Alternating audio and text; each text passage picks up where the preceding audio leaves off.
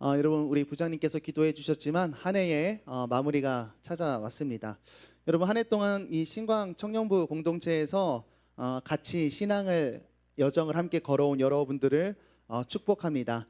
우리 한 해를 돌아보면 좋은 소식으로 떠나신 분들, 뭐 해외를 가시거나 결혼을 하셔서 떠나신 분들도 계시고, 특별히 이번 연도는 새로운 청년분들이 하나님의 은혜로 이곳에 잘 인도되어서 정착한 분들도 굉장히 많이 있죠. 여러분 이 공동체에서 어떤 한 해를 보내셨나요? 긍정적으로는 이런 일들을 겪으셨을 것 같아요. 한 해를 이 예배 공동체와 또 목장 공동체 속에서 말도 안 되는 하나님의 일하심을 체험한 분도 있을 것이고, 또 서로의 삶과 또 믿음의 여정을 나누면서 위로와 격려도 많이 되셨을 것 같습니다. 또 이제 세상과 이 교회가 굉장히 다르다라고 하는 점도 많이 깨달으셨을 것 같아요. 그러나 한편 어두운 면도 있죠. 빛엔 언제나 그림자가 있듯이 여러분들 간에 갈등이 있음을 다 알고 있습니다. 네, 그렇고, 네, 그 속에 마음 상하는 일도 있었겠고, 지금 현재 풀고 계신 여러분도 있었을 것 같아요. 어쩌면 또는 이제 교회에 오면서 우리가 기대했던 것들이 있잖아요.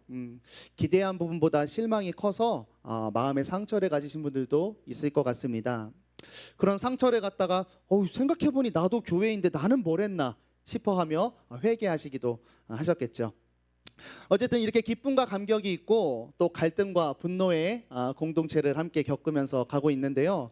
어찌됐건 그래서 중요한 것은 뭐냐면 이런저런 모양으로 걸어가고 있는데 우리의 이상향이 무엇인지 설정하는 것이 굉장히 중요합니다. 그래야 지지고 볶고 울고 웃으면서 그쪽을 향해 가면서 이제 이 교회에 예비하셨던 하나님이 그 썸띵들이 우리에게 일어날 수 있게 되겠죠. 성경은 이야기합니다. 교회의 이상향은 하나님 나라입니다. 믿는 자들이 이곳에 모인 이곳에서 하나님 나라가 잘 구현이 돼서 먼저는 하나님을 믿는 우리가 예수를 믿고 말씀에 따르는 이 공동체에 정말 다름과 소망이 있구나라는 개인의 확신을 갖게 되고, 또 세상 사람들로 하여금 우리 신광 청년부를 딱 봤을 때에 내가 사는 세상과 저들이 모여있는 공간은 굉장히 다르구나, 하나님의 나라가 이 세상의 나라보다 훨씬 더 소망이 있구나라는 것을 갈망하게 되는 거죠. 그래서 오늘 한 해를 마무리하면서 하나님 나라, 오늘 말씀에는 천국이라고 번역되어 있고 직역하면 하늘 나라입니다. 그렇게 일컬어지는 천국에 대한 예수님의 말씀을 한번 살펴보기를 원합니다. 그래서 우리 공동체를 같이 이 시간 점검해보고 또한 하나님 나라를 계속 지향하면서 걸어갈 수 있기를 바랍니다. 성경은 그 하나님의 나라를 한 번에 담을 수가 없어서, 혹은 인간의 제한된 언어로 정확히 담을 수가 없어서 여러 가지 비유를 통해서 예수님은 그 나라를 다방면으로 이렇게 보여주는 것을 많이 볼 수가 있어요. 근데 예수님께서 이 천국에 대한 이야기를 하시는 데에는 특별한 이유가 있습니다. 왜냐하면 우리가 하나님의 나라를 오해하기 때문이에요. 우리가 죄성을 갖고 있기 때문에 하나님의 나라가 어떨지 상상이 안 되는 거예요. 생각해 보세요. 하나님 나라 가면 부부가 없대요. 근데 부부끼리 누리는 이상의 온전한 사랑을 모든 이들과 누린대요. 그리고 하나님을 찬양하면서 산대요. 여러분 재밌을 것 같아요? 그런 거예요. 그런 거. 천국이 행복하고 좋다고 하는데 죄성을 가진 우리로서는 그 천국이 안 행복해 보이는 거죠. 롤이 없고 축구가 없고 시즌이 없습니다. 국밥도 없고 아주 우리가 즐길 수 있는 모든 것이 없을 수 있을 것 같아요. 있을 수도 있겠지만 안 가봐서 몰라요. 그리고 우리가 이 땅에서 지향하고 만족해하는 성공이라는 개념, 또 우월감, 만족감 같은 것이 우리는 사실 죄된 나의 성품을 만족시키면서 느껴지는 건데 그게 아예 없대. 이게 아예 없는 상태도 상상이 어려운데 거기에서 행복하다고 하니까 사람들이 예수님이 천국 할 때 오해를 하기 시작하는 거예요. 그래서 백성된 자들이 자신들만의 하나님의 나라를 그려가면서 살고 있었습니다. 그래서 예수님께서는 그런 잘못된 생각들에 대해서 도전을 하시면서 비유를 통해서 그 나라가 뭔지 알려주고 계세요. 천국에 있는 여러 가지 천국은 마치에 대한 많은 비유 중에 오늘 한 가지를 살펴보도록 하겠습니다. 여러분 말씀 볼 텐데 우리가 누누이 강조하지만 문맥이 너무 중요해요. 그냥 이 이야기만 떼어 읽으면 오해할 수 있고 깊은 의미를 알 수가 없어요. 특별히 오늘 말씀처럼 정민아 말씀처럼 고마워요. 고마워요. 자, 오늘 말씀처럼 같거나 유사한 문구가 발견되면 더 우리가 앞에랑 연관을 해야 돼요. 자, 20장 16절은 오늘 우리가 읽은 비유의 결론이에요. 그런데 이 앞의 내용에 한 가지 이야기가 더 있는데 그 이야기의 결론이 30절이에요.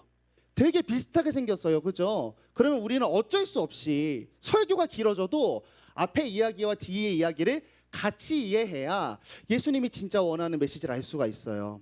자, 앞의 내용은 이런 이야기입니다. 들어봤을 이야기예요. 재물이 많은 청년에 대한 이야기인데 예수님한테 와서 재물도 있지 거의 뭐 엄친아 같은 친구예요. 예수님한테 와서 야 예수님 난 모자란 게 없어요. 어떻게 하면 영생을 얻어요? 예수님이 뭐라 말씀하시다가 한마디 촌철살인 같은 말씀을 꽂았습니다. 재물 버리고 나 따라와라. 그랬더니 청년이 근심하면서 돌아가요. 이런 교훈을 주셨어요. 그리고 부자가 천국 가는 게 더 어렵다 했을 때에 많은 사람들이 놀랐대요.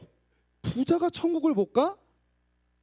왜냐하면 당시 부라는 개념은 하나님한테 축복받은 거라고 상징이 있었어요. 그래서 부자는 100% 하나님이 눈여겨보시고 하나님의 복을 받은 사람이라 생각했거든요. 자, 여기서 중요해요. 우리가 잘 아는 호들갑 떠는 베드로가 이때 예수님한테 찾아옵니다. 오호라, 부자가 천국에 못 가는 거구나. 갑자기 그러면서 베드로가 커밍아웃을 합니다. 예수님 나 개거지예요. 예수님 따라올 때 배 버리고 엄마 버리고 아내 버리고 예수님 쫓아오고 있어요. 나 가진 게 아무것도 없어요. 나 천국 가면 뭐 얻어요? 이렇게 물어보죠. 그랬더니 예수님께서 12보좌와 너에게 엄청난 복을 줄 거고 이 생에서 나를 위해 모든 걸 버린 자에게 영생이 있을 거야 라고 말씀하시고 그 이야기를 저렇게 맺었어요. 먼저 된 자로서 나중되고 나중된 자로서 먼저 될 자가 있다. 여기에서의 먼저 나중은 이런 개념이에요. 사회적인 먼저 나중입니다. 그래서 사회적으로 먼저 된 부자일지라도 사회적으로 나중된 베드로와 같은 거지 같은 사람들이 하늘나라 가면은 나 부자 되겠구나 이런 생각을 베드로가 갖고 있었어요. 이게 문맥이에요. 자, 그다음 오늘 이야기가 이제 나오게 됩니다. 1절 보니까 천국은 마치 품꾼을 얻어 포도원에 들여보내려고 이른 아침에 나간 집주인과 같으니 천국은 포도원 같다가 아니라 천국은 집주인 같은 거예요. 집주인 같은 거예요. 우리는 오늘 집주인을 봐야 되는 거예요. 내용은 이렇습니다. 아마 추수 때인 것 같아요. 그래서 포도원을 가진 주인이 있었겠죠. 일상생활에서는 일꾼이 다 꽉 차 있었을 거예요. 잘 돌아가다가 추수 때가 되니까 일꾼을 불러야 됩니다. 이들의 당시 근무 시간은 우린 9 to 6, 이 직군들은 6 to 6, 12시간 일하는 아주 혹독한 노동을 하는 것이 당시의 문화였어요. 그중에 이제 품꾼을 불러 모으시는데 이 품꾼은 여러분 일용직 노동자입니다. 이 친구들의 사회적 계층은 뭐냐면 노예 바로 윗계층, 그러니까 굉장히 하층민이에요. 이거나 혹은 해방된 노예들이 주로 품꾼들이었죠. 예수님이 나가서 이제 한 영혼을 부르면서 한 데나리온을 약속하고 준다고 해요. 한 데나리온은 당시에 그냥 정당한 하루 임금이었어요. 그래서 약속을 하고 감사함을 받고 사람들이 와서 이제 일을 하게 됩니다. 자, 그런데 사건의 발단이에요. 자, 6시쯤에 나갔을 것 같아요. 6시에서 이제 첫 번째 일꾼을 싸그리 모아오고 문제가 뭐냐면 이후에도 주인이 계속 나가요. 계속 나가서 9시에 12시에 3시에 심지어 5시에 1시간밖에 일 못하거든요. 5시까지 와서 계속 인간들을 영입합니다. 그리고 해가 저물고 샘을해서 이제 일당을 주는데 문제는 1시간 일한 사람, 3시간 일한 사람 상관없이 다 1데나리온씩 줬어요. 여러분이 만약에 새벽 6시에 나온 사람이라면 어떤 감정이 들까요? 막 돌죠. 네, 그거에 대한 이야기를 오늘 하는 겁니다. 자, 오늘 근데 이거 번외로 하나만. 여기 시간에 대한 개념이 있는데 거기 시간이 방금 목사님이 말씀한 거랑 좀 다를 거예요. 우리는 시계가 12시로부터 시작하잖아요. 그래서 1시 이렇게. 근데 당시 유대인들은 해가 지고 해가 뜨는 것을 기준으로 시간을 삼아서 6시가 1시, 0시예요. 그래서 만약에 성경에서 1시다라고 하면 여기 있는 게 아니라 반대로 오면 돼. 7시라고 생각하면 돼요. 3시다 그러면 9시가 되는 거예요. 자, 가보겠습니다. 자, 그래서 이제 너무 열받아 있어요. 주인한테 따졌죠. 주인이 찾아옵니다. 이렇게 항변합니다. 야, 내가 법적으로 문제 있냐? 1달란트 준다 그랬고 1달란트 줬잖아. 두 번째, 윤리적으로 혹시 문제가 있니? 내가 내 돈 가지고 선한 일을 한 건데 너는 왜 나를 악하다라고 이야기하느냐 말씀하세요. 그리고 이게 결론이에요. 나중된 자로서 먼저 되고 먼저 된 자로서 나중되리라. 아까 위에는 사회적 먼저와 나중이었다면 여기서는 시간의 먼저 나중이겠죠. 한번 가볼게요. 우리 두 가지 장면으로 교훈을 살피고 오늘 말씀을 마무리하도록 하겠습니다. 첫 번째는 일꾼을 모으는 장면이에요. 자, 우린 질문을 할 수밖에 없어요. 왜 계속 일꾼을 모으는가 하는 거예요. 합리적인 우리 상식적인 답변은 이겁니다. 주인이 멍청해서 필요한 일꾼의 수를 제대로 셈하지 못해가지고 어이구 2명 비었네, 어이구 1명 비었네. 이게 우리 상식적인 생각이죠. 그런데 이거는 비유예요. 가상의 이야기이기 때문에 의도를 가진 비유입니다. 그렇기 때문에 상식으로 풀지 않고 이 이야기 내용 안에서 풀어야 되는데 먼저는 이 부분이에요. 주인이 계속 나가본다라고 하는 거예요. 여러분이 만약에 이제 추수를 해야 되는 여기에 연봉이 1억이 되고 2억이 되는 달려있는 이 중요한 추수 사업에 여러분이 주인이라면 포도원 하고 있는데 밖에 나갈까요? 같이 일하거나 이 자식 오늘 또 농땡이 피우는 거 아니야? 감시를 하겠죠. 그런데 지금 주인은 뭐 하냐면 5번을 나가. 그래서 우리는 한 가지를 캐치할 수가 있어요. 이 주인의 관심은 추수보다 열매보다 사람을 모으는 데 관심이 있구나 하는 한 가지 메시지를 가져가죠. 자, 그러면 그들이 어떤 사람이길래 뽑았는가? 자, 3시에 나가봤어요. 몇 시예요? 이렇게 하라니까? 9시예요. 고마워요. 자, 6시에 갔다 9시에 나갔죠. 나가서 봤는데 장터에 놀고 서 있는 사람들이 있었어요. 놀고 서 있는 사람을 데려와요. 우리 그냥 이렇게 한국어로 읽으면 이런 생각 듭니다. 농땡이 피우고 6시에 와야 되는데 늦게 온 사람, 뭐 이런 생각이 드는데 이들은 여러분 일용직 노동자입니다. 하루를 벌어 하루를 사는 사람들이에요. 그래서 이것은 뭐냐면 일자리를 찾지 못한 채 수동적으로 서서 기다릴 수밖에 없는 사람들이에요. 단서가 있습니다. 11시, 5시도 한번 나가는데 걔들이 이런 얘기해요. 너는 어찌하여 종이토록 놀고 여기서 서 있니? 이르되 품꾼으로 쓰는 이가 없습니다. 그러니까 일을 하러 나왔는데 뭔가 이슈가 있었겠죠. 뭐 피지컬 이슈라든지 뭐 관상이 험하게 생겼다든지 눈이 착하지 않다든지 행색이 거지 같다든지 너무 멸치라든지 전과가 있든지 무슨 이유인지는 모르겠지만 사회적으로 평균적으로 봤을 때 일꾼으로 데려가기 어려운 친구들이었겠죠. 마지막 이 사람한테 그래서 5시에 만난 이 사람한테 포도원에 들어가라 그래요. 주인이 영업하는 시간, 포도원까지 가는 시간 뭐 이런 거 다 하면 한 30-40분 일하겠죠. 우린 여기서 또 한 가지를 캐치할 수 있어요. 주인은 이 사람을 통해 일을 하고 싶은 게 아니라 그냥 사람을 포도원에 데려오고 싶었던 거죠. 그리고 그에게 품꾼을 주고 싶었습니다. 일보다 사람한테 관심이 있었고 사람을 모으는 데에, 그리고 그 사람한테 품을 주고 싶었어요. 이게 지금 주인의 마인드셋이에요. 정리해보면 주인은 포도원의 부흥보다는 사람을 모으는 것에 관심이 있었고, 그렇게 모은 사람들은 어떤 사람이었냐면 세상에서 도태되어 찾는 이가 없는 사람들이었습니다. 그리고 모아서 1급을 주려고 하는 사람이에요. 다시 말하면 그는 일당으로 살아갈 수밖에 없는 사람들 중에 일당을 받을 수 없어서 생명을 이어갈 수 없는 사람들을 몇 번이고 나가서 확인해서 심지어 1시간 전까지도 나가서 고용해서 살리는 사람, 그리고 이것을 천국은 마치라고 오늘 말씀이 이야기하고 있습니다. 여러분, 천국이 오늘 보여주는 천국의 모습입니다. 천국은 그대로는 죽음으로 갈 수밖에 없는 자들을 찾고 또 찾으시는 열심으로, 그들의 조건, 그들의 가능성, 그들의 기여도, 그들의 능력 아무것도 보지 않고 불러 모아서 생명을 이어갈 수 있도록 하는 그냥 자비의 온상, 자비로 꽉 찬 그 공간적 개념, 뭐 관계적 개념, 그런 곳이 천국이라고 이야기하고 있죠. 그렇다면 이 공동체 안에 들어있는 백성은 어떤 모습일까요? 그 안에 뭐만 있는 사람이냐면 값없이 고용된 은혜의식과 생명을 받은 감격만 있는 사람들입니다. 그래서 우리는 이 포도원에 있는 사람들이 너무나 감사하고 기뻐하며 일을 했을 거라고 추측을 할 수가 있어요. 자, 두 번째 장면입니다. 그런데 그 속에서 여러분 시끄러운 소리가 들립니다. 이것 때문에 그래요.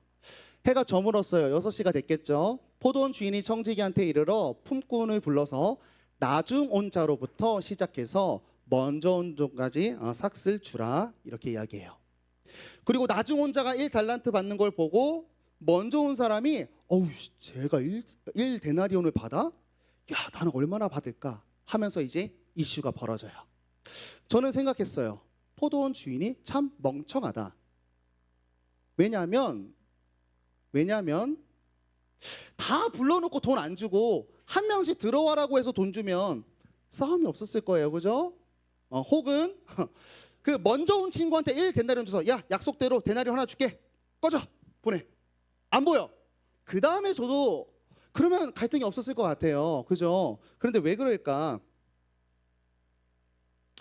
일부러 이렇게 구성한 거죠. 이 이슈의 상황이 필요했던 거예요. 그리고 이 이야기에서 우리가 보기 원하는 것은 뭐냐면 먼저 온 자의 반응을 담고 싶어 했던 겁니다. 자, 먼저 온 자 너무 억울하죠. 11시에 들어온 자, 5시에 온 자들이 와서 하나씩 받으니까 먼저 온 자들이 더 받을 줄 알았어요. 근데 자기도 똑같이 받았어요. 받은 후 집주인을 원망했습니다. 감사해서 일을 시작하다가 흑화가 시작되고 심지어 주인한테 손가락질하는 일이 일어나 버렸어요. 여러분, 우리가 한번 이 이야기를 해석해 봅시다. 여러분, 솔직히 이 세상에 사는 우리의 판단은 어떻죠? 우리의 마음의 저울추도 사실 저 주인보다는 하루 종일 일한 자에게 마음이 더 갑니다.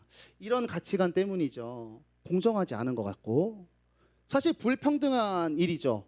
어떻게 저럴 수 있나? 주인한테 손가락질하고 싶습니다. 근데 이 안에 감춰진 한 가지 더 가치관이 있어요. 사실은 이런 측면에도 가까운데 예를 들어볼게요. 여러분, 요즘 취업하느라 너무 힘드시죠? 대기업에 여러분이 너무나 같이 내 친구랑 노력을 해서 먼저 입사를 했습니다. 내 친구는 대기한 12번이었어요. 나는 가서 한 일주일 정도 일하고 이 친구가 일주일 뒤에 우연하게 대기였던 친구가 같이 입사를 하게 됩니다. 그래서 일을 해요. 내가 피지컬이 더 좋겠죠, 어빌리티랑. 그래서 일하는데 얘는 덜 떨어지게 일하고 나는 일을 너무 잘해. 여기까지 상관 있어요, 없어요? 없어요. 우리의 불만은 어디 터지는 거죠? 언제 피가 거꾸로 솟는가? 이 친구가 원루처럼 느껴졌을 때. 어떻게 레퍼토리를 3개밖에 못 쓰고 나는 일주일 전부터 와가지고 100개씩 꽂아놨는데 나랑 같은 돈을 주나, 이거예요. 여기서 빡치는 거예요. 그죠? 얘도 마찬가지예요. 내가 와서 일하거나 5시 와서 일하거나 별로 상관없어요. 여기 온 것 자체가 감사하죠. 그런데 돈이 들어가니까 열받기 시작하죠. 이런 세상의 가치관입니다. 먼저 유물론이에요. 물질로 모든 가치가 매겨집니다. 이 사람보다 이 사람이 뛰어난 이유, 월급을 많이 받기 때문입니다. 이 사람보다 이 사람이 괜찮은 이유, 성적이란 숫자를 잘 받기 때문입니다. 모든 것의 가치를 물질로 매겨버리는 이 유물론적 세계관, 그리고 자본주의적 세계관, 그리고 비교 우위를 점하려고 하는 세상의 질서 속을 이런 가치관을 가지고 이 포도원에 들어와 보니까 너무나 열받는 거죠. 근데 주인이 이렇게 얘기합니다. 내가 잘못한 게 없어. 난 너랑 하나 약속했고 하나 줬다. 너 거나 갖고 돌아가라 라고 주님이 말씀하십니다. 천국의 가치관은 뭐냐면 이겁니다. 불평등한 곳이 천국이 아니에요. 천국은 오히려 이런 평등함이 있는 곳이죠. 차별 없이 베푸는 자비의 평등함이 있는 나라입니다. 여러분, 천국이라고도 생각되는 저 포도원 속에 그 자비를 받은 사람들이 모인 이 모임 속에 있었지만 내가 여전히 그 백성답지 못하고 세속적인 가치관을 갖고 있으니까 그 나라를 누릴 수가 없고 그 나라 속에서 옳고 그름을 분별하며 억울함만 마음에 쌓이게 되는 거죠. 자, 그리고 이 이야기에서 빠져나와 결론입니다. 예수님께서 이렇게 가르치세요. 자, 먼저 그 아까 부자, 돈 많은 부자 이야기 30절에서 제자들은 이런 생각했겠죠. 사회적으로 낮은 위치에서 천국 가서 사회적으로 으뜸된 자리로 갈 거라는 기대를 갖고 있었어요. 그리고 그렇게 예수님 곁에 누구보다 먼저 온 공동체로 섰습니다. 16절입니다. 이것은 시간적 개념이죠.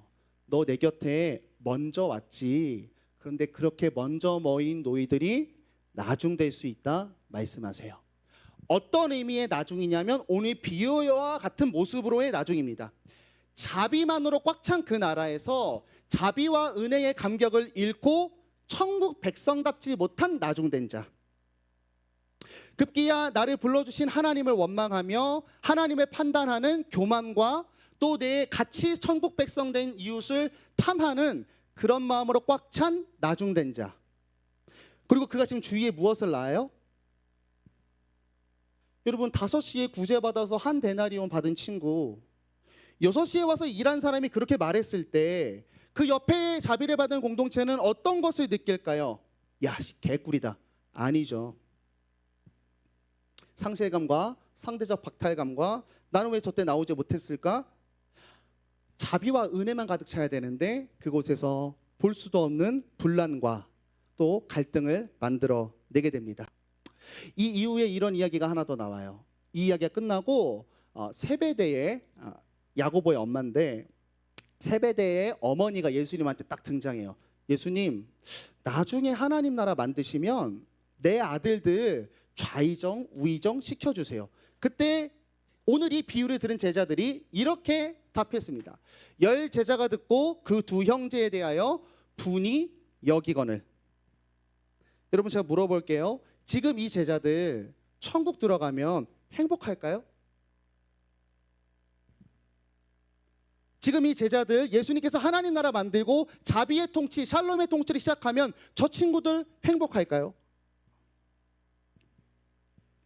여러분 오늘 이 비유는 하나님께서 하나하나 불러 모으신 백성 공동체 안에서 이루어지는 일을 담고 있습니다. 죽음이 결론이며 생명, 내가 살기 위한 것에 대해서는 철저히 아무것도 할 수 없었던 그 사람들을 불러 모은 교회 공동체, 우리의 자리이죠. 이곳에서 일어나는 일들을 예수님이 이야기하고 계시는 거죠. 여러분 우리의 말씀을 통해 우리 자신을 좀 돌아볼 수 있으면 좋겠습니다. 나는 과연 그 나라 백성다운가 하는 거예요. 여러분 뭐 이제 연말에 혹시 우리가 시상을 하게 된다면 어떤 친구는 예배를 다 나와서 10,000원 상품권을 받았습니다. 그게 나예요. 그런데 어떤 친구는 3번 빠졌는데 똑같이 10,000원 상품권을 줬습니다. 열 받아요 안 받아요? 그게 상관없을 수 있냐는 거예요. 오늘 소개된 천국은 어떻습니까? 여러분이 오늘 이 일을 한 주인을 봤을 때에 여러분 이게 아름다워 보이세요? 이 주인을 보면 여러분 불만이 나오시나요? 찬양이 나오시나요? 이런 생각 혹시 갖고 있지 않나요? 예수님, 쟤는 1시간밖에 일 안 했는데 나는 그동안 종이토록 수고하며 더위를 견뎠는 우리와 같게 하였나이다. 어렵죠? 내가 쉽게 얘기해 줄게요. 여러분 혹시 신앙생활하면서 이런 생각 안 해봤습니까?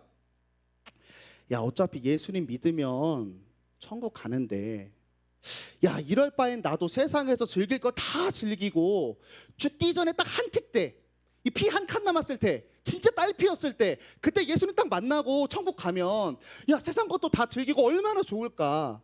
예수님 왜 괜히 나 먼저 불러서 수련회 임원 삼고 막 뭐 간식팀 막 뭐 이딴 거 다 시켜서 개고생하게 해놓고 쟤는 왜 마지막 때 나랑 천국 가요? 이런 마음 없어요?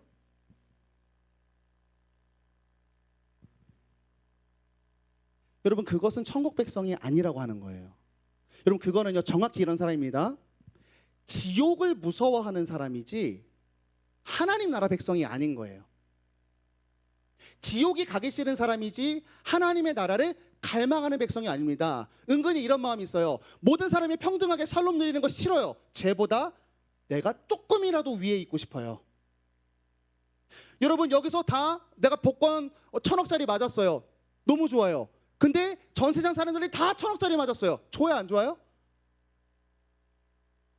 이 가치관을 가지고 천국을 들어가면 전혀 행복하지 않다는 거예요. 백성진자는 뭐냐면 죄된 성품에서 나와서 나와 세상을 죽음으로 향하게 하는 지금 이런 세속적인 가치관이 더 즐기다 가야지가 아니라 그게 안타까워 보여요. 그게 너무 슬퍼 보여요. 더 있다 올 거리 아니라 나를 먼저 여기서 불러주셔서 나를 먼저 내 육신과 내 주변에 파괴하는 그런 세계관에서 꺼내주어서 너무 감사하다는 생각이 들어요. 그리고 세상처럼 남들보다 내가 더 위에 서는 것보다 내 주변에 내가 조금 헌신할지라도 하나님의 나라가 세워지는 일들이 더 좋아지는 사람이 여러분 천국 백성입니다. 여러분 예화를 들고 마칠게요. 여러분이 만약에 희귀혈액형을 갖고 있어요. 뭐 RH 마이너스, 뭐 AB형 뭐 다 합쳐서 그냥 아주 싹 다 박아서 희귀한 거. 근데 여러분이 이제 너무나 간단한 병에 걸렸어요. 근데 수술하려면 수혈을 할 피가 필요한데 없어요. 근데 어떤 분이 오셔서 수혈을 해줍니다. 그래서 너무나 그 목숨의 끝이에서 그분의 수혈이라는 행동을 통해서 구원을 받았어요. 평생 감사하면서 살겠죠. 그런데 나에게 피를 수혈해준 그분이 이번엔 병원을 전전긍긍하면서 돌아다녀가지고 찾고 찾아서 신장이 없는 사람을 계속 찾으러 돌아다니더니 신장 이식을 해줬어요. 그래서 그 사람한테도 은혜를 입혔습니다. 여러분 나에게 수혈해준 그 사람한테 뭐라고 말하겠어요? 아 주인님, 수혈하고 신장 이식이 비교가 돼요? 어떻게 나를 먼저 만나놓고 나한테는 피 조금 흘려주더니 저 사람한테는 신장을 떼주세요. 당신 공정합니까? 이렇게 말할 수 있냐는 거예요. 오히려 이렇게 하겠죠. 와, 저분 진짜 대단한 사람이시구나. 나에게도 그러시더니 그 은혜를 입히려고 여기저기 돌아다니면서 신장까지 떼주시다니 정말 대단하다. 놀라움과 탄성이 나오겠죠. 그리고 나와 함께 그로 인해서 구원받은 그분과 너무 감사하죠. 진짜 저도 죽을 뻔했어요. 저분 정말 좋으신 분입니다. 저분을 찬양합니다. 여러분 구원받은 것과 수술이 뭐가 다르길래 이런 바른 반응이 나타날까?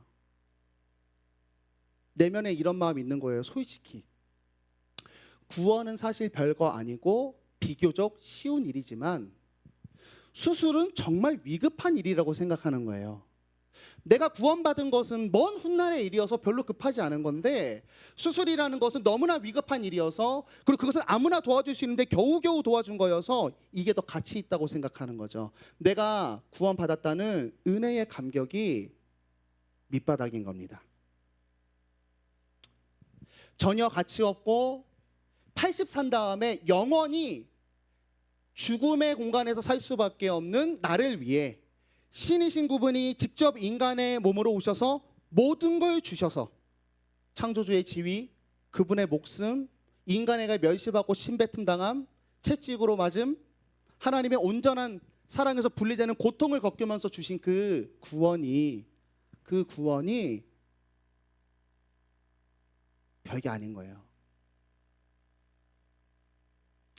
여러분 성도는 오늘 말씀을 마치며 은혜 의식이 없으면 아무것도 아닙니다. 진짜 아무것도 아니에요. 오늘 처음으로 고용된 이 사람하고 똑같아집니다. 단지 우리가 신앙하는 것이 돈 대신 뭐 학벌 대신 상대감 우월감 대신 하나님을 믿는 편이 더 이득이라는, 잘 보세요, 하나님을 알고 지옥을 무서워하는 세상 사람이에요. 은혜라는 뿌리가 없는 공동체는 절대로 하나님 나라 공동체로 우리 이 공동체가 나아갈 수가 없습니다. 신앙의 언어를 쓰며 정확히 세상의 나라처럼 살아가죠. 그래서 뭐가 나와요? 여기 이 사람한테 나오는 거예요. 시기, 질투, 탐심, 교만, 하나님의 판단하고 지체를 판단하고 정죄하는 위치. 교회가 왜 이따위인가? 이럴 거면 왜 구원했는가? 하나님은 사랑인데 쟤는 왜 가만히 두나? 하나님은 사랑인데 내 고통에 눈 감고 있나? 판단하는 자리로 올라가죠. 근데 생각해 보세요. 그게 너무 크다라고 한다면 자비가 내가 어떻게 그분을 판단하고 다 자비받은 사람 안에서 올라가려고 하고 하나님을 평가하려고 하는지, 여러분 사실 내가 받은 그 은혜가 너무 크다면 그런 생각이 들 수 없는 것이 사실이어야 됩니다. 그리고 그런 생각하는 사람들의 마음에는 딱 하나 우월감이 있는 겁니다.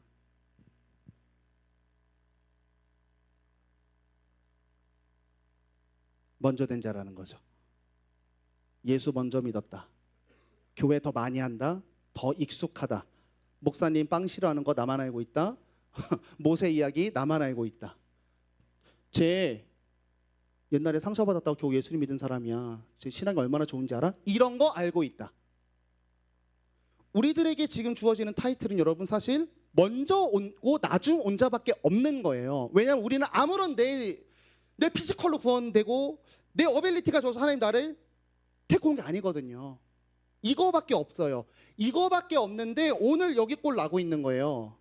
먼저 온 자가 나중된 자 질투하며 하나님을 원망하는 일입니다. 여러분 우리 한 해를 돌아보기를 원합니다. 내 안에 하나님을 향한 어떤 반응이 나오고 있는지, Awesome God 이런 찬양이 나의 성도된 인생에 흘러나오고 있는지, 또 여러분 교회에서 서로를 어떻게 바라보고 있는가 하는 거죠. 나와 같이 구원받아서 너무 다행이다, 너무 감사하다, 우리 같이 하나님을 찬양하자로 가는지, 목장의 나눔 소통을 하면서 야, 쟤 아직도 취업 못했네, 난 했는데 쟤 답이 없다, 어떡하냐, 맨날 기도해달라고 하는데 아무것도 안 하네, 쟤 어떡해, 난 쟤보다 좀 낫지. 혹은 여러분의 삶의 지경에서 이렇게 자비의 나라에 사는 백성으로서 세상과 다른 감격으로 살고 있는지 우리 한 해를 돌아볼 수 있기를 원합니다.